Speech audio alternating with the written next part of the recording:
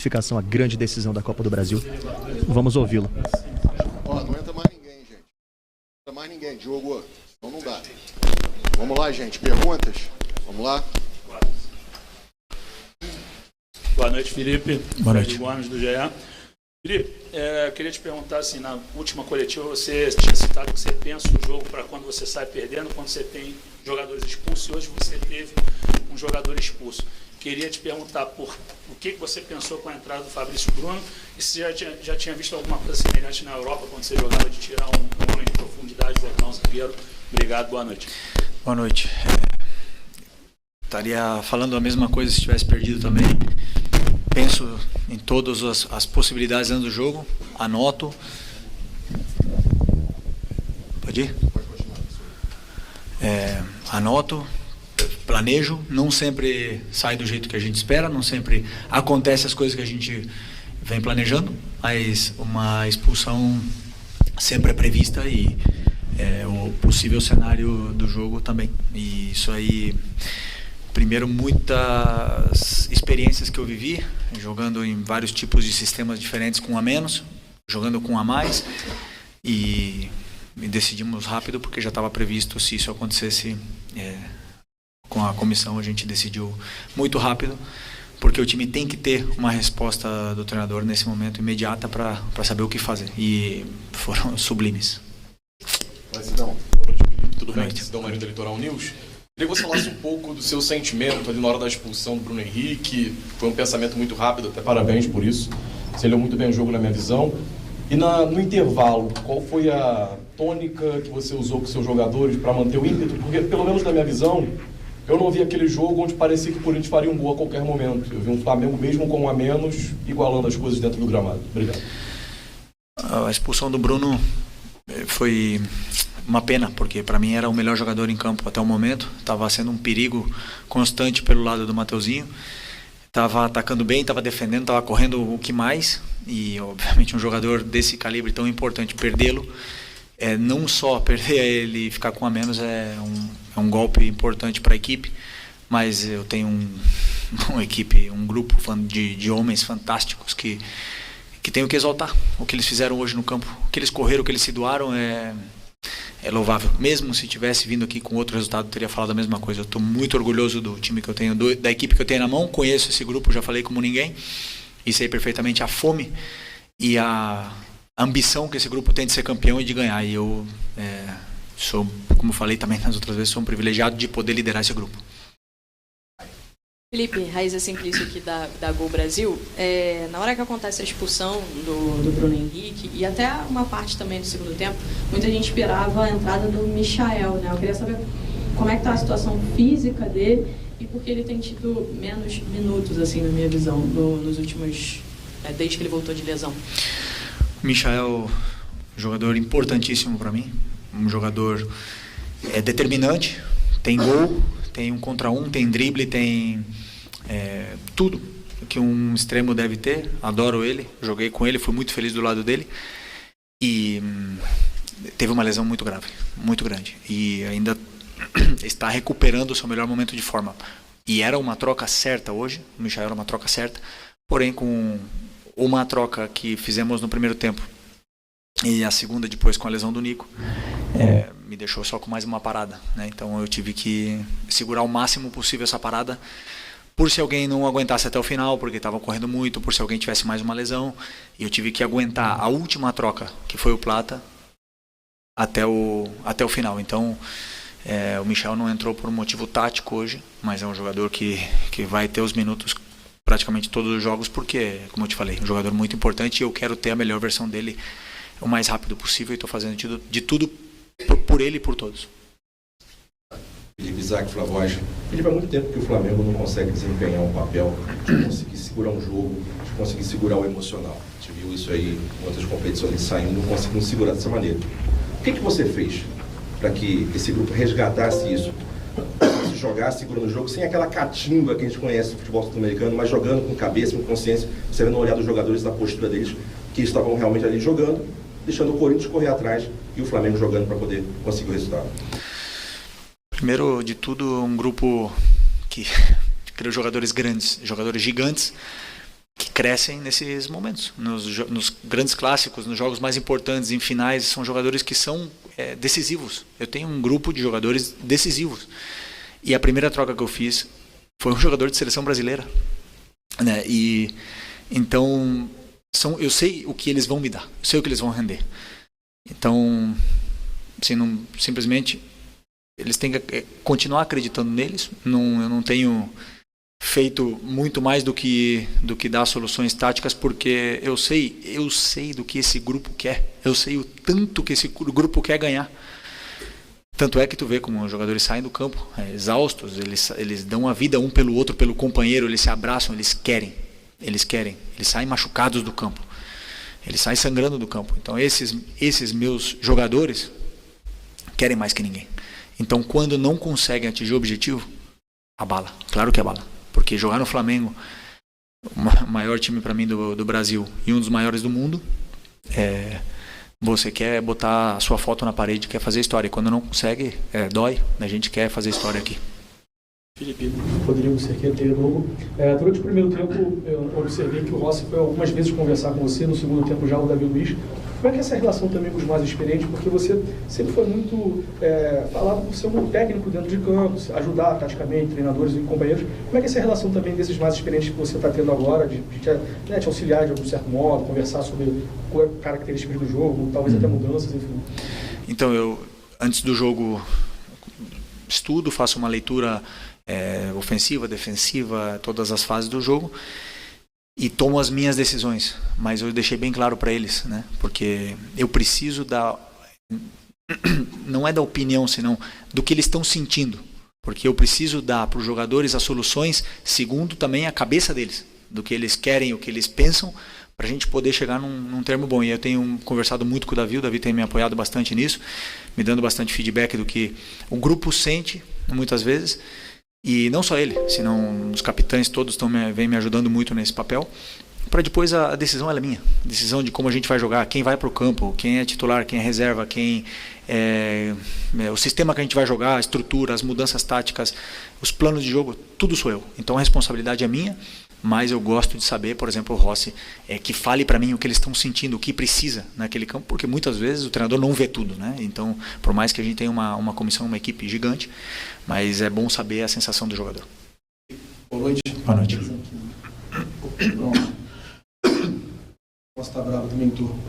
Felipe, o que acontece? Você teve o seu primeiro revés na quinta-feira, o Flamengo tendo muito volume no primeiro tempo, infelizmente, dois contra-ataques, tomando ali 2 gols e perdendo para o Fluminense. E aí, a torcida liga um sinal de alerta, começa a se falar muita coisa, você conhece bem o Flamengo, sabe como é que funciona. Queria saber, assim, como é que foi a sexta e o sábado seu com o grupo, para manter o grupo confiante, assim, ó, o Flamengo tem a vantagem, a gente tem que ir lá, tem que jogar. É óbvio que a torcida do Corinthians, por ser um time de massa, vai fazer uma pressão, vai ter tudo aquilo que envolve um jogo desse tamanho. Como é que foi, assim, para você, para manter o grupo confiando e manter o grupo atento nesse jogo? Boa pergunta. Um dia depois do jogo do clássico que a gente perdeu, com certeza deve ter sido uma das piores noites minhas no futebol. A primeira derrota doeu muito. Na manhã seguinte, eu acordei, eu entrei no CT e me animei de novo. E recebi uma mensagem do meu grande amigo René Simões, que parecia que estava dentro do meu cérebro, falando tudo que eu estava sentindo. E tive uma troca com ele dessa primeira derrota como treinador profissional. É uma experiência interessante, dura, mas claro que ia chegar, eu sabia disso. Uma coisa é certa, eu tenho plena certeza do que eu acredito, das minhas convicções, do que é o jogo, das minhas ideias, e eu não vou abrir mão disso. Ganhando ou perdendo, eu vou continuar na linha. Então, quando vocês forem julgar o Flamengo do Felipe, ele é o Flamengo do Felipe, ele não é o Flamengo da opinião da imprensa, ou opinião de um diretor, não. É o que eu penso do futebol, eu não vou abrir mão, ganhando ou perdendo, porque eu penso o futebol dessa forma. Então, eu me animei, claro, contagiar o grupo. Temos que uma oportunidade gigantesca de jogar uma semifinal nesse estádio, nessa atmosfera incrível, e os jogadores obviamente que querem ser campeões. Felipe, boa noite. João Paulo Thiago, Jornal Globo. Parabéns pela classificação à final. Você falou da decisão rápida que você e a sua comissão tomaram e tinham que tomar, segundo você, depois da expulsão do Bruno. Eu queria entender um pouco mais qual foi o seu pensamento ali na hora para colocar o Fabrício Bruno em uma linha de 5 no time. O que você pensou do jogo naquela hora? Obrigado. O plano de jogo, né? É uma estratégia onde eu não vou abrir muito, mas assim, o meu pensamento primeiro era proteger a defesa e entregar a bola para o Corinthians. Entregar a bola para eles e saber que eles iam ter que criar, porque muitas vezes a gente vai pressionar, corre muitos riscos e eles têm jogadores rápidos na frente. Então, a partir desse momento, entregar a bola para o Corinthians e a gente sabia dos jogadores, das capacidades, por exemplo, que a Arrascaeta tem de não perder a bola, do Gerson não perde a bola. O próprio Eric, que fez um jogo extraordinário, e não perde a bola, ou perde pouca bola. Então, são jogadores que conseguem segurar e fazer a equipe avançar. Esse foi o meu pensamento. Então, a partir do momento que eles iam forçar alguma jogada, a gente teria jogadores aí para conseguir tirar o time de trás e eventualmente ter chances de gol. Boa noite, Felipe. Gabriel Alfa, na Paparazzo Rubro-Negro. Felipe, no lance do gol anulado, assim que a bola entra, a gente percebeu que o Arrascaeta virou meio que comemorando e apontando para você como se você tivesse falado alguma coisa para ele antes da cobrança ou em algum treino. Queria que você falasse o que rolou nessa comemoração com o Arrascaeta. Automaticamente, assim que a bola entra, sai apontando para você, como se você tivesse dito, né, que essa jogada ia sair, a bola ia entrar. Obrigado. Uma comemoração normal com um jogador importantíssimo, e como a gente vive tanto o futebol, simplesmente nos demos um abraço ali e comemoramos juntos. Infelizmente, um gol, não sei a linha, não consigo entender muito bem, mas foi anulado. Paciência, correr atrás do resultado.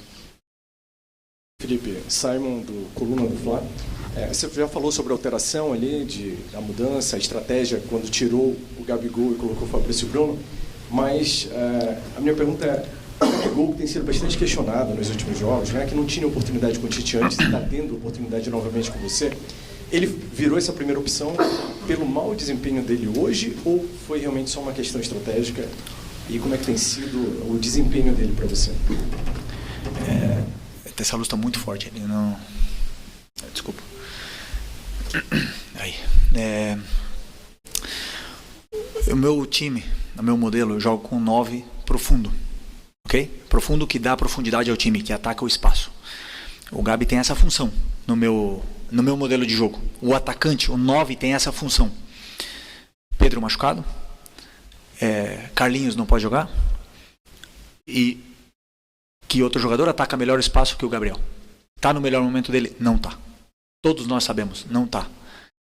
É um jogador que não vai se recuperar nunca? Não sei, depende dele. Ele não foi nada a ver com o jogo que ele estava fazendo, senão com a estratégia que eu tive para o time naquele momento. A primeira opção sempre é tirar o atacante e deixar no campo jogadores que podem aguentar e ser mais resilientes na parte física, né? No caso, ele que tem uma função estratégica de ficar profundo e atacar o espaço. Obviamente que eu precisava deixar o Arrascaeta ali, porque o Arrascaeta é meia e cobre mais o campo do que o Gabriel, então uma questão especificamente estratégica. Boa noite, Felipe. Vinícius, canal Vini Rubro Negro. Você já até falou do Arrascaeta. Ainda falando do jogador, eu queria saber o que você pensou para o posicionamento dele hoje, porque até mesmo quando o Flamengo ainda tinha 11 em campo, ele parecia jogar um pouco mais ao lado do Gabigol e não tanto como um jogador mais centralizado. E aí, quando o Flamengo ficou com a menos, aí que ele virou mesmo um falso 9, eu queria saber o que você pensou para esse posicionamento dele, se isso foi treinado. Não, o posicionamento não estava correto nesse momento, era uma coisa que eu estava tentando corrigir, né, dele e do Gerson, e não estavam bem posicionados do jeito que eu queria. E o posicionamento dele era um pouco mais perto do Bruno, mas ele tem a tendência, né, de ficar mais alto, mas eu acredito que tenha sido pelo número de erros que a gente teve com a bola no começo do jogo, de domínios, de um gramado muito diferente, estava escapando muito a bola do nosso pé. Demos um pouco de contra-ataque, de transições para o Corinthians, ele acabou correndo demais e perdendo esse posicionamento dele depois quando a gente tinha a bola, mas era uma coisa que eu estava tentando corrigir o tempo todo, gritando para ele poder corrigir esse posicionamento.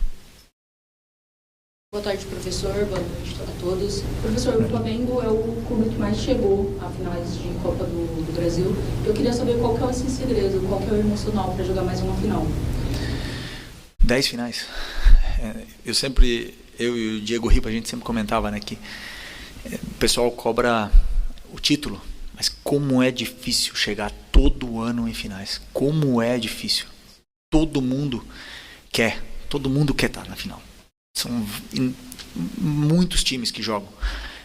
E todos eles querem estar disputando. E o Flamengo está ali todo ano. Copa do Brasil, Libertadores e Brasileiro. E às vezes até peca por querer ganhar todos, né?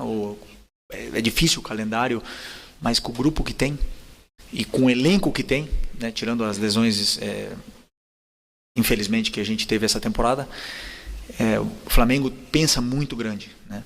Então, e como eu repito, não é fácil estar nessas finais. E é o grupo, eu estou completamente tranquilo, porque são jogadores acostumados a jogar finais, são jogadores acostumados a estar ali todo ano brigando, todo ano se exigindo ao máximo, não perdem a fome, não perdem a ambição, ao contrário, querem mais fotos na parede, querem mais história, e aí o emocional fica mais fácil, porque são jogadores que sabem lidar com esse momento. Felipe Luiz, boa noite. Gil Carvalho, Rádio Superando Gigantes Esportes.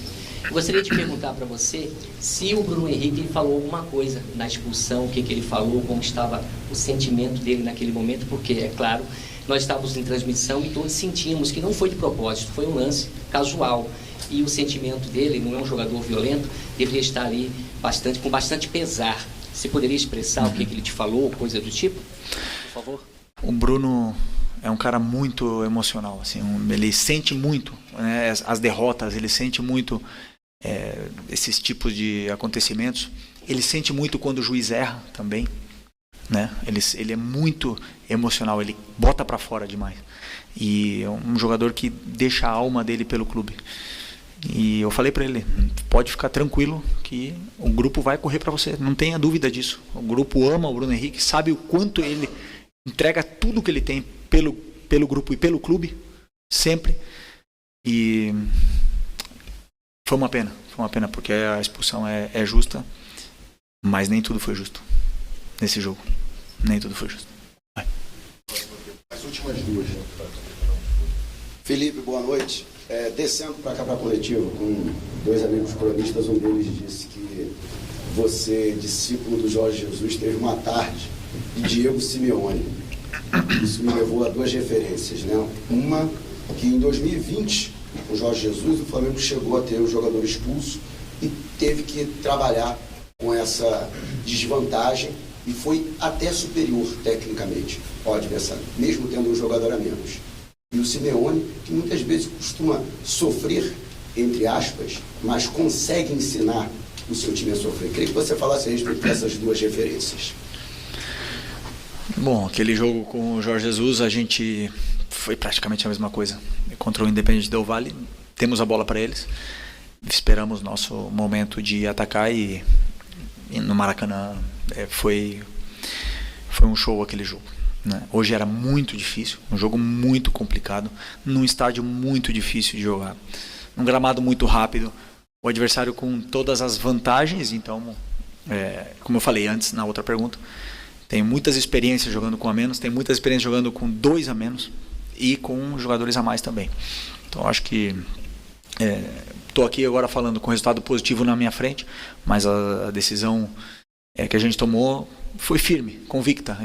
Como eu falei para vocês, eu tenho convicção do que eu faço. Nem sempre vai dar certo, nem sempre vai ser o caminho certo, mas o que eu falo, esses jogadores eles acreditam tanto, né, e querem tanto que acabam fazendo acontecer. Boa noite, Felipe. Ângelo Furtado, Time Web Sport. Felipe, aos 26 do segundo tempo, houve um toque de bola na mão do Garro, né? E aí o Daronco, ele foi e falou que o Gerson estava voltando de um impedimento. Queria saber qual foi a tua análise ali na beira do campo, se foi pênalti, se não foi, a sua análise você teve. Eu não vi ainda, confesso que eu não vi ainda nenhum lance desses e não gosto de falar de arbitragem. Eu não vou falar do Daronco, adoro o Daronco, adoro ele.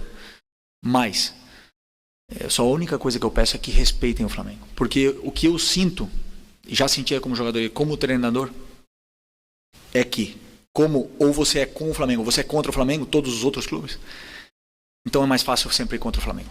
Sempre é mais fácil ir contra o Flamengo. E se o VAR tem uma dúvida, é contra o Flamengo. E isso aí me incomoda bastante. Então a única coisa que eu peço aqui é que se respeite o clube. E que faça o que está na regra. Que façam o que é certo. E se falam que o VAR é... Como é que falam?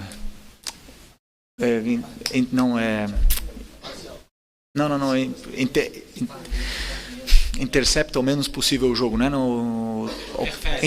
Intervém o menos possível. Isso, intervenção mínima. Sigam a regra, por favor. Chega lá na televisão e olha o que está acontecendo realmente. Não se manipulem pelo que estão falando lá em cima. Os árbitros são bons, a gente sabe disso. Eles vivem uma pressão muito grande. Mas a minha sensação é que é muito fácil, está sendo muito fácil ir contra o Flamengo. E isso me incomoda. Isso é a única coisa que eu quero, não quero vantagem, eu quero que sejam justos. E pronto. Tá bom?